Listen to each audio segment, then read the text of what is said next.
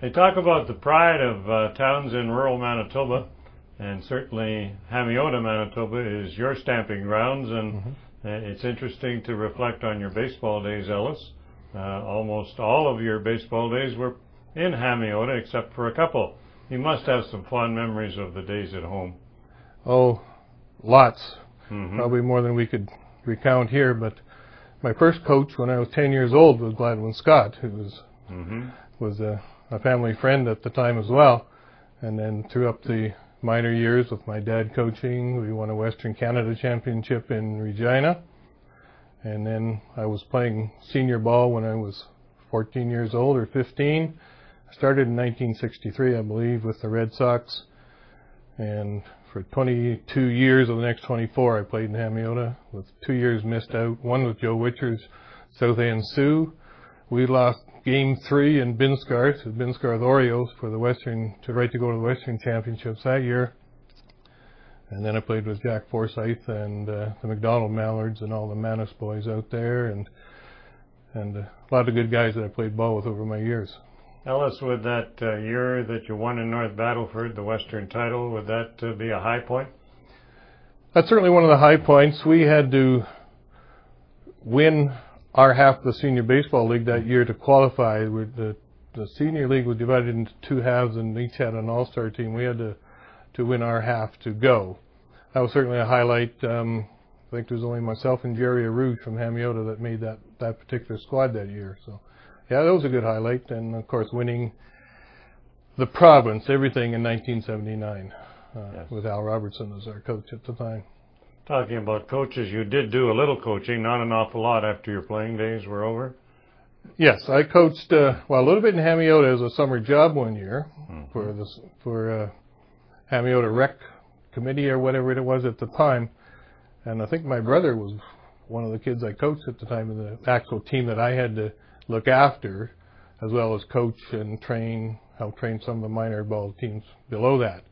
And then I did some coaching when I moved into the Interlake in Grass Isle. We actually played under Grass Isle, and my oldest boy, Corey, was on that particular ball club, and I think I was there for a couple of years. But that's about the end of my coaching in baseball.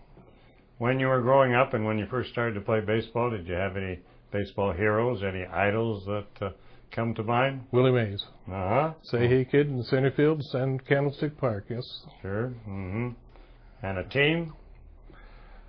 Anybody but the Yankees. And it's still that way. A lot of Yankee haters around. Yeah. Well, my dad and I used to jog back and forth when all you could do was on the radio, or you'd run home at noon to catch a little bit on TV that you could. And he was always a Yankee fan then, so I was always cheering against him. And it used to be the Brooklyn Dodgers and the San Francisco Giants that were there quite a bit.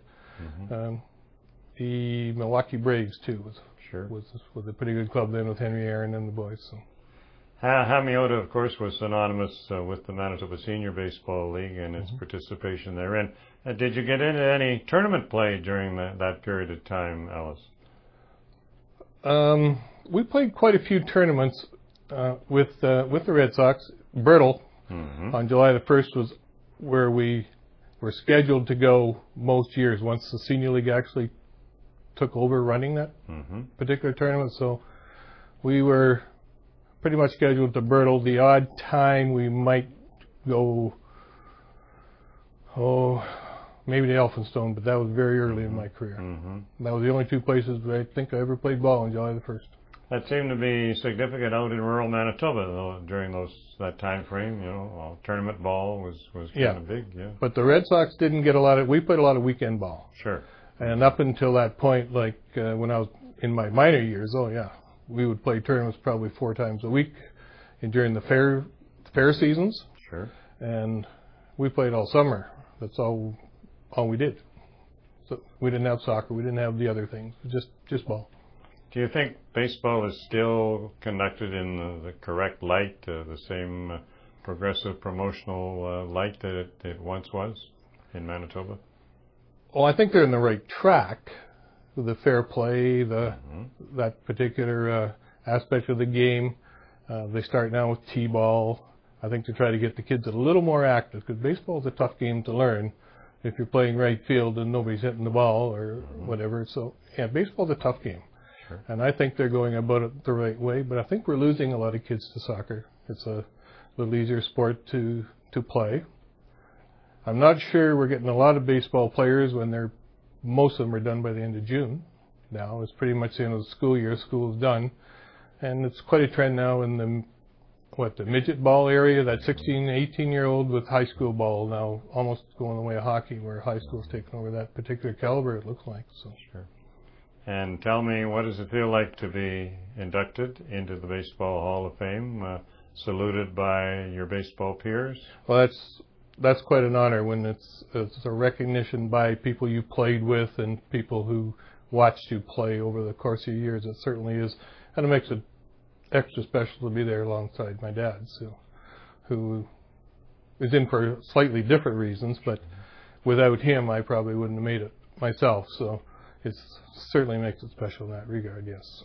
Our congratulations to Ellis Woods, who is being inducted into the Manitoba Baseball Hall of Fame. Thanks, Bob.